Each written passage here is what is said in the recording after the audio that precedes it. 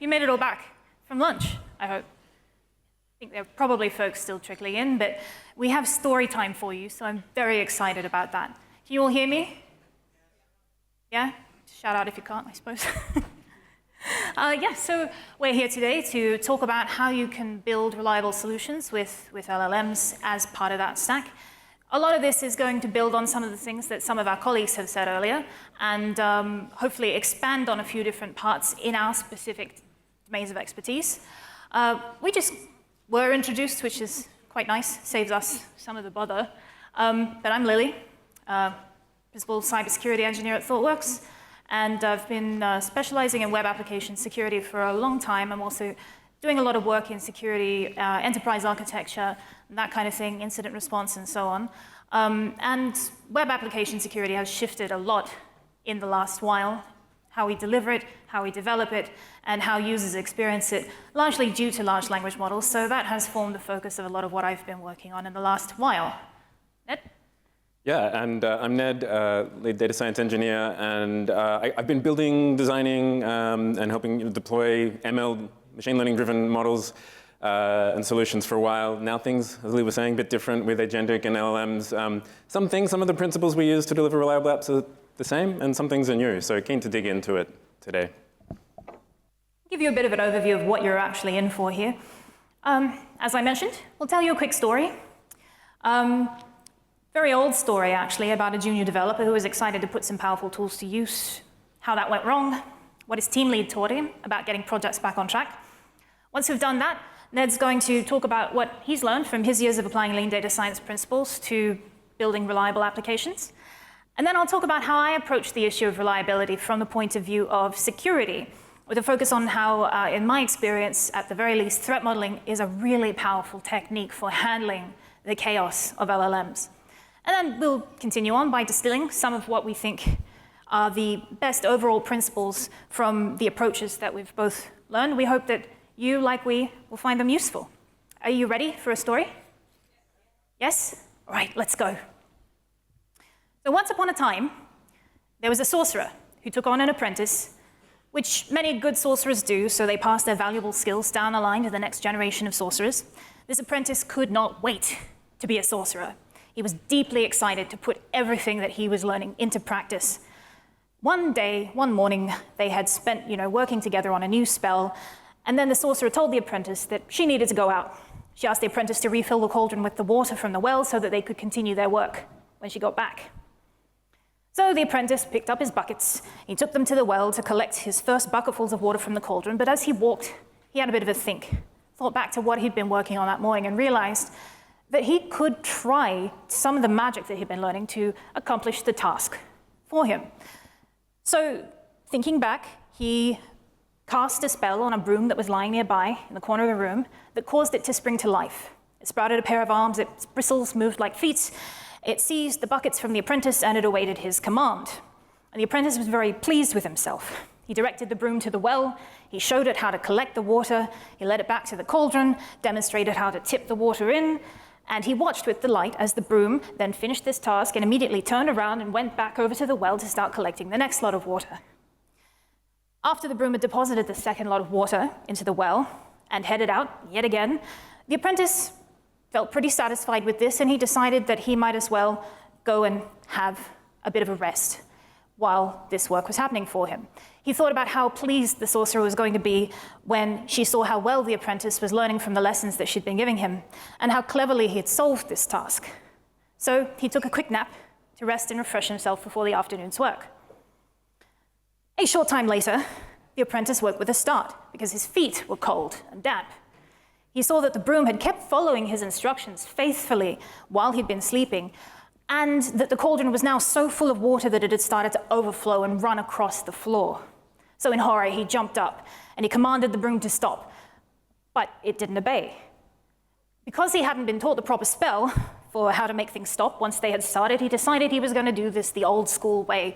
So he went out to the woodpile behind the house, grabbed an axe, and started to smash at the broom, so smashed it into pieces, like, we'll make it stop. But the pieces themselves soon started to wriggle and shift, and before he could do anything, each piece had grown the arms and legs of its own, grabbed more buckets, and they had set off in order to bring more water back in from the well.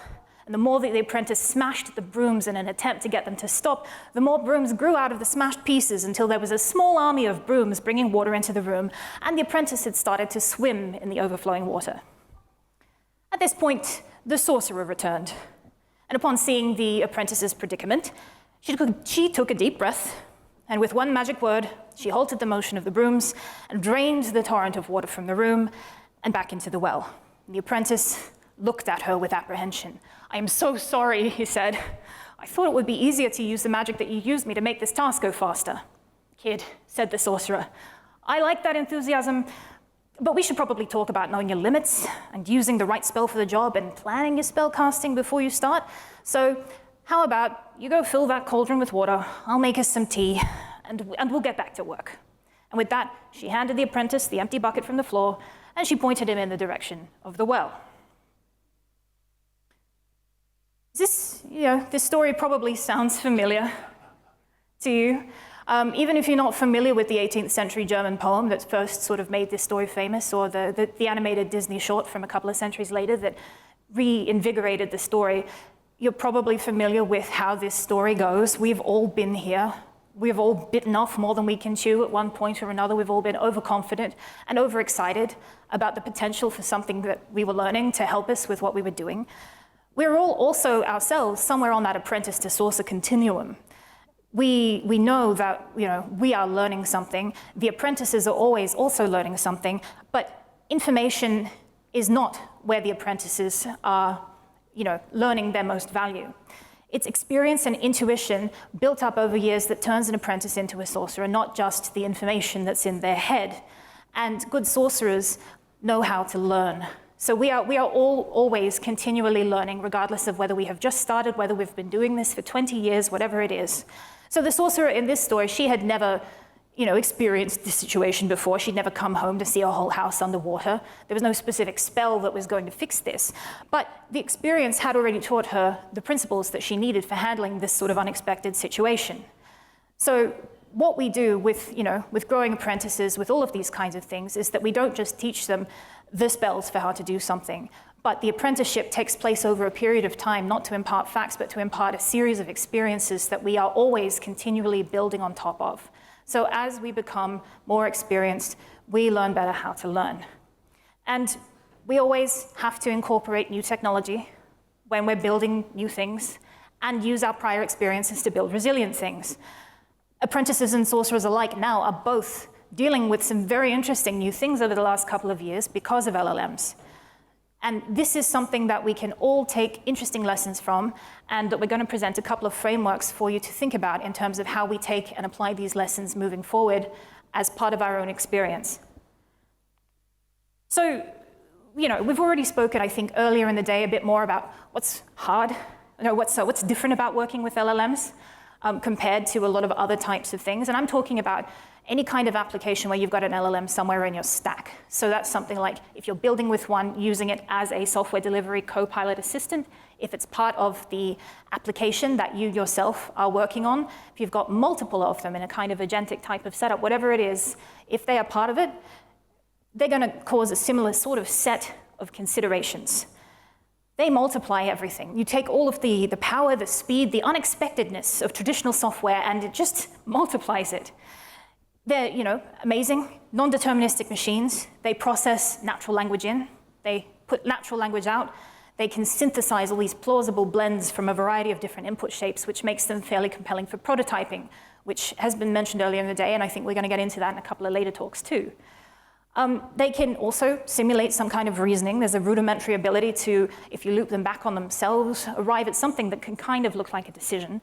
And they can also, if you set them up that way, use a bunch of different tools, programs, other LLMs in a variety of different sequences and orchestrate them, in agentic style setups. They can then gather results from all of this and then take further action. All of these things are really powerful and useful. Just like the broom, it could genuinely go and carry the water and bring it all back. And it was doing that task fairly reliably. But what's hard about working with LLMs is also one of the reasons that the broom in itself failed. It seems smarter than it is LLMs seem much smarter than they are. It's very easy for us in our squishy human brains to anthropomorphize them because they are very good at outputting natural language. We are not used to things giving natural language back that are not humans, that are not conscious, and that do not have a sentience. But we now have this in, it's overturning centuries, millennia of evolutionary kind of patterns in our brains. And it's very hard for us to remind ourselves that there isn't anything actually thinking behind there, that we're in charge, we're in the driver's seat. They sound very confident, but they still can't distinguish fact from fiction because fact and fiction are not things that have any relevance to a large language model. They can parrot training data and whatever's in their context window back, regardless of the quality, because again, quality is not something that a large language model knows. They're not actually capable of reason, although we do use the term reasoning. They will drift off path without continuous guidance. There's no intuition, no common sense, and there's no empathy, even when the output makes you feel like they have it. This is you projecting your human mindset back onto what you're getting back in. There are also, there are fundamental limitations. They're non-deterministic, as many have mentioned. You can't give the same output for the same input. Notoriously, they cannot count. They have extremely limited memories that get corrupted and rot quickly, which has been mentioned a couple of times today as well. They don't just understand what you mean. They don't magically either fix things just by being included, just, like sort of fairy dust or something. They don't somehow make the stack better just by being there. Instead, as Aditi mentioned earlier, they amplify all of the best and the worst of our existing ways of working. So if we've taken the time to set it all up right, they're going to be an amplifier for that. If we haven't invested in that, they're going to amplify what's already underneath. And it's going to make it a lot more visible. So the issue really, if you come down to it, is that LLMs have a very vast output space. So we can't predict the behavior that they are going to have at scale. They have, you take one input, you can get a wide variety of outputs, and one change here can impact many other things downstream. It's not easy to predict.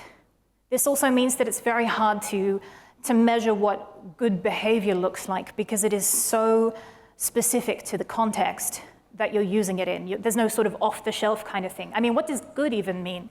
What is good marketing copy? What is good image descriptions for accessibility? What are they?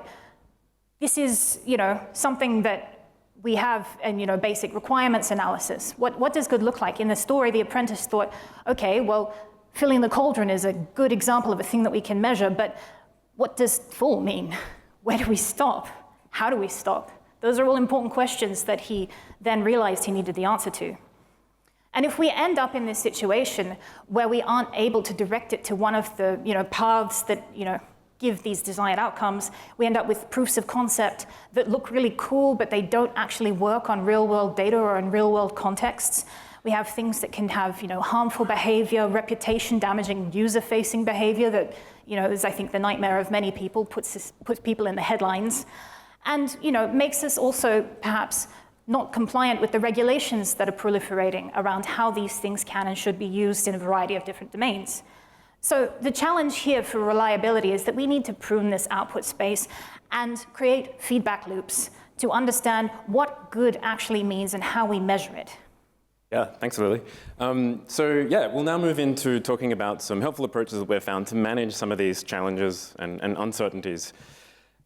So I guess to begin with, uncertainty. If you talk to your local sorcerer or data science tech lead, they'll say, hey, uncertainty is just an inevitable part of working with LLMs, AI projects, and we have to work out ways to manage this. And it turns out that data science teams have been coming up with good strategies for this for a while now. So I'm going to dig into how an effective data science team is going to jump in and work out, hey, what is the techniques that are going to work for us? We have time pressures, we need to have confidence in outcome, but we have this fundamental uncertainty. So we're going to take a build, measure, learn approach. As you would hopefully sort of expect, this agile, we need to sort of course correct and get feedback early. At Thoughtworks, we're pretty big on our vertical thin slices. And so here, when we're doing this build, measure, learn, let's build in terms of full vertical value delivering slices that allow us to actually get end user feedback and work out how the system works together as a whole. So our lean data science process is going to look something like this. So we want to identify outcome-based metrics that are proxies for business value and risk. Then we're going to build out our simple end-to-end solutions. So this is our thin slices. And in doing so, we're going to wire up feedback mechanisms, which we'll get onto in a second. And then importantly, we're going to run experiments and iterate. Basically, teams who can run more of these experiments and learning from what the outcomes, they're going to get to success like faster. Or maybe they'll actually end up working out that a certain technique didn't work, and maybe we shouldn't keep going. So we'll actually hit that failure point, but we do it sooner and after spending less money and less investment. So I'm going to quickly thinking about that feedback loop that I mentioned. What do some of those feedback loops look like in applications that involve LLMs when we're doing this sort of AI engineering? So here's an approach for thinking about driving continual improvement with certain sources of feedback. And you'll see that they correspond to different stages in the life cycle of our application. So to begin with, we need to start with evaluation. This helps us understand what our app does over a representative set of data. And this is just key, like how does it behave out there, over data, that we know are likely to be, our app is going to be seeing. We need to do testing. Once we work out certain failure modes, we know ways in which the app shouldn't behave. Let's try to actually build them out as validations. We can put them into our dev environment, into our CI. And then once it goes live into production, we've got our good old monitoring and observability. And it turns out there's some new things that we can do that are more LLM specific for actually watching live in production. Guardrails, of course, LLMs do weird and wonderful things. They can produce toxic, harmful things, brand-damaging things. There are some things that we just need to absolutely make sure they shouldn't do. So they're our strict checks on the input and the output of the LLM. Maybe something's toxic. Maybe it has personally identifiable information, which needs to be blocked or masked, that kind of thing. And then we also have, importantly, human feedback. Do our end users actually have a say in what is good and what is bad? Sometimes this is like a sort of a thumbs up, thumbs down. It could be a bit more qualitative feedback, but that needs to go back in for the given inputs. Those feedbacks need to be moved in.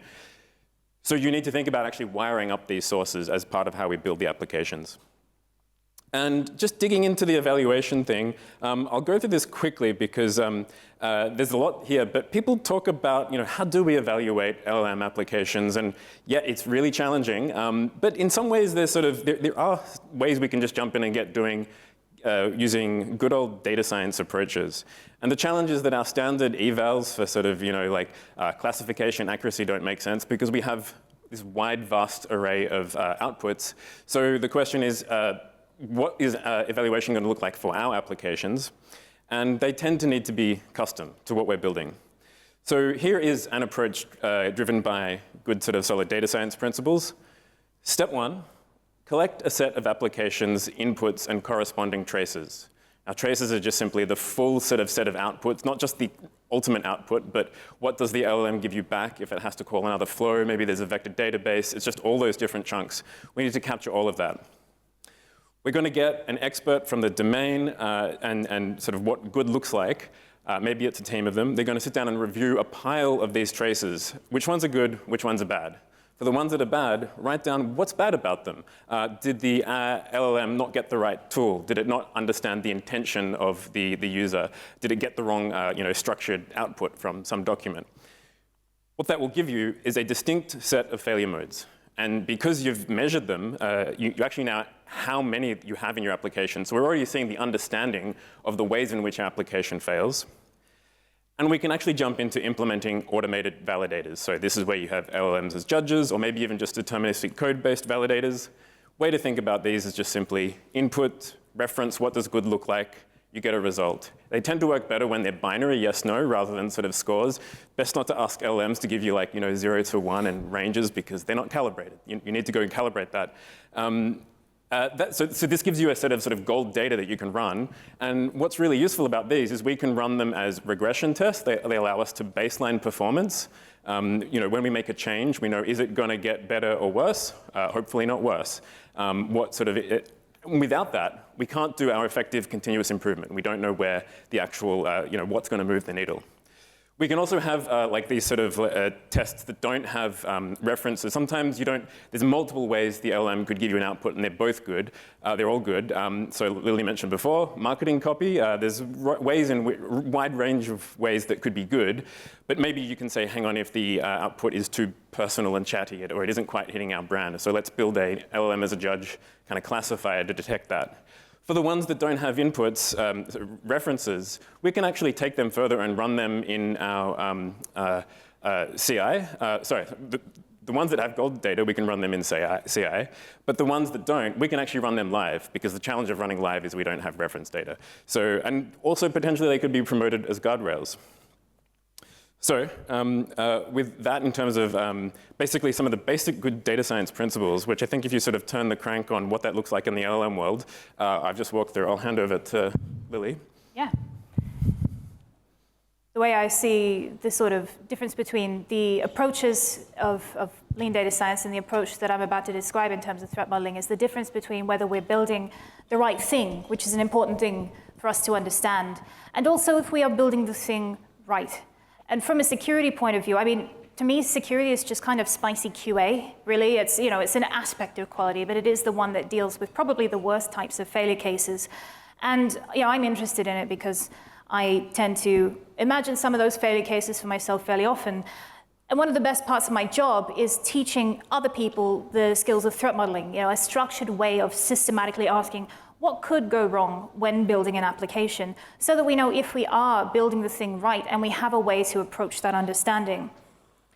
This is a different way of managing uncertainty. Lean data science is going to help us manage the uncertainty of what will work. Threat modeling helps us to manage the uncertainty of what will break. So it's a deliberate attempt to create a space where we're allowed to talk about failure. We really need to be able to. It's essential for being able to uncover opportunities to make things more stable, especially when we're working with inherently unreliable machines like LLMs as part of our stack. In threat modeling, there are a variety of different frameworks and approaches and methodologies that folks have used over time. But what it really boils down to, regardless of how you do it, is these 4 questions. Teams will sit down together to discuss what are we working on, where could it go wrong, what are we going to do about it, and lastly, did we do a good enough job, which is that feedback loop again. And that is something that we're doing to identify risks so that we can hopefully avoid them, skip over them, or if we fall, we don't hurt ourselves quite so badly. This is a way for sorcerers and apprentices to work together and share the benefit of the experiences that they've had to plan out what could happen. With large language models, there have been many references over time to large language model security over the course of some of the talks today, and the panel earlier too had some great stuff in it. With large language models, some things about how we think about risk and threats and security have changed, but a lot of it remains the same as it has always been. It's a kind of force multiplier again. There are a lot of different kinds of things that could happen, but most of them are just going to happen faster, which is a different thing to try and design for. So we're looking at what we're working on. You want to identify the assets, identify the things that you are actually going to have as part of your application that you need to protect. That could be data. It's a pretty important one that most people tend to have a fairly solid handle on. But that's also the data that people are putting into prompts. That's the data that people are putting into RAG systems, as well as conversational histories and a variety of other types of data, not just what's in your existing databases, but the data that will be created over time, because as we've mentioned today, you have to give large language models quite a bit of context and information in order for them to work effectively. And this often means sharing a lot of very sensitive information if you want it to be on point for what you're trying to achieve. You also need to identify your evil users, or the abuse cases to your use cases, where you've designed the way that you want people to interact with it, and now you need to think about how people could interact with it even if they shouldn't, and who those people might be, where they might come from, whether that's an external threat, an internal threat, whether it happens just by accident. It doesn't make it less of a security concern just because it's an accident. And map your attack surface as well. That means network diagrams, all of the connectors, all of the MCP servers that are yours, the third parties, the data sources that are connected to those, any identity systems, and the types of both user and system identities that we have as part of our stack. Identifying attack surface is super important because most orgs, actually, I'd say pretty much every org, has no complete sense of their full attack surface. It includes things like shadow IT that shouldn't be there, but always is, and things like that are, difficult to map regularly, and also exacerbated, like everything else, with systems that have LLMs in them. So it's important to think about this whole thing holistically when trying to do this effectively. Then we want to look at what could go wrong, which is the core part. We really need to engage with this question and create that space, not to be optimistic, to be pessimistic about this kind of thing, even for a brief period of time, which is a very hard thing to do when everybody's definitely trying to work hard to make things succeed, but is pretty important for being able to come up with these use cases and abuse cases. Consider both the familiar and the new. So we've got, lots of thoughts about prompt injection, about data poisoning, about model manipulation, about unsupervised agentic behavior that could cause risks, but also things like cross-site scripting, SQL injection, and poor permissions boundaries don't go away. They, as I said many times, get amplified. The Open Web Application Security Project, OWASP, has published the top 10 web application security vulnerabilities for many years, and they continue to update it. I think the next one will come out sometime this month. But they have also, in the last year or so, published a top 10 for large language models. And they're working on one for agentic system threats specifically, because there are vulnerabilities here that haven't been considered before. I won't go into them now, but if you want to talk about them later, very happy to. We need to understand those cascading failures, the way that we did with the story of the Sorcerer's Apprentice before, and the fix sometimes can make it worse. So how do we deal with that, especially in a multi-agent system? That's something that we need to think through, not just one single thing going wrong, but a whole chain of events. Where can we identify those? And what are we going to do about it? This is the part where a lot of what Ned was speaking about comes back into it. The really concrete bits about how we will actually achieve this. With guardrails, we need to be very specific. Guardrails mean a lot of different things. In the context of large language models, they can mean, particular tuned parameters. They can mean system guardrails at the prompt level, input-output filtering, a lot of other constraints. But there are also guardrails that are on systems that will prevent an environment being spun up that has an external-facing IP address, for example. That is also a type of guardrail that we need to make sure we have here, as well as things like rate limiting and including, human-in-the-loop type of protections. Defense in depth as a general principle is also worth bearing in mind, layering your protections throughout and making sure that you can layer those protections in a way that allows you to prune that output space we were talking about earlier so that we can manage and predict it. The apprentice in our story gave that broom kind of unlimited power. He couldn't actually stop it, and he had no backup for dealing with that, or he did, but it didn't work when that failed. The principle of least privilege is also important here. We have, minimum access only, putting constraints on these systems, especially if we're talking about splitting up systems into different parts, which is very hard to do properly with agents when you have agentic identities mixed in with user identities, sometimes delegating, sometimes taking actions on their behalves, and traceability and accountability can really become unclear. These things are worth thinking through. Ned gave us a couple of solutions earlier in terms of how we might evaluate some of the quality-related things, and this is an aspect of quality, is how do we understand whether it has, whether we have prevented something from going off the rails the way we want it to. And choosing your tools carefully. It's a lot easier to protect against something if you haven't put it in the stack in the first place. Using the right tool for the right job means choosing things that, if you need deterministic outcomes, you choose a deterministic solution, which doesn't mean you need an LLM in every single case. Put them where they're needed, and only where non-determinism, for example, adds value. Right at the end of that story, the sorcerer handed the apprentice a bucket because this was the thing that could get the job done within the means that was being, the means that was being had, and done safely. If that's what there is, that's what there is. And sometimes we have the opportunity to experiment, but sometimes we don't. And it's worth bearing in mind what we're able to risk in those situations. Coming back to feedback loops, did we do a good enough job? We need to learn from our successes as well as from our failures and evolve our threat model as things grow, as vulnerabilities get discovered, as new technologies come on the horizon, as we add to our stack, and as we learn. Choosing useful metrics is important because measurement, especially about something that's not a tangible concept like security, is really difficult. You need to make sure that you're choosing proxy measurements thoughtfully for the context that you have so that you're measuring the things that actually matter and not something that is just easy to measure, which can quite often lead you down the wrong path. And track your progress over time so that you know what you're doing. You need to continue to threat model. It's not just a one and done. Security doesn't get solved, regrettably, but it means that you have a way to start tracking how you're doing and apply fixes as you build your own experience to know where they work and where they don't. Alrighty, and so to bring it all together, we've got a few takeaways for you. We've got a little bit over time, so I'll try and just run through these, and we can always chat afterwards. So some core principles to think about in terms of promoting reliability for solutions with LLMs, hopefully come away from this talk with. As Lilly was saying, use the right tool for the job. Sometimes an LLM isn't actually the best thing to use. We have deterministic code. Hey, maybe rather than generating SQL directly by your LLM, get it to call a semantic layer that's been nicely curated and modeled.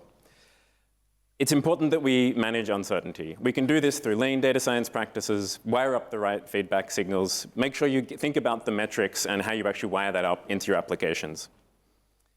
Do the work that's required to understand how your application behaves over representative user inputs and also in production on live data. This takes work. You need to sit down and look at your data, do analysis, and come up with, do we need to implement those validators? Yes, that is going to be a bunch of work, but it's worth it because without it, we're flying blind. It's just going to allow us to course correct, get to those good outcomes much sooner, and just understand what is the risk? What's the weird and wonderful ways, that we sort of, de-risking the chances of the multiplying broomstick scenario? Anticipate failures because we know that they will happen. Use threat modeling that Lilly was saying. Design defense in depth. Be prepared for those scenarios, and make it safe for people to fail because we know that this will happen. As an organization, we're all learning. We're all apprentices. Every time we jump on a new project, what will happen in this new situation? Failures will happen, so it needs to be safe. And with all of these things together, we've found that these are really effective ways to help promote reliability. Keen to chat with you if you've got your own ideas, what's working for you, and we've certainly got more thoughts about this we can jump into. So thank you very much.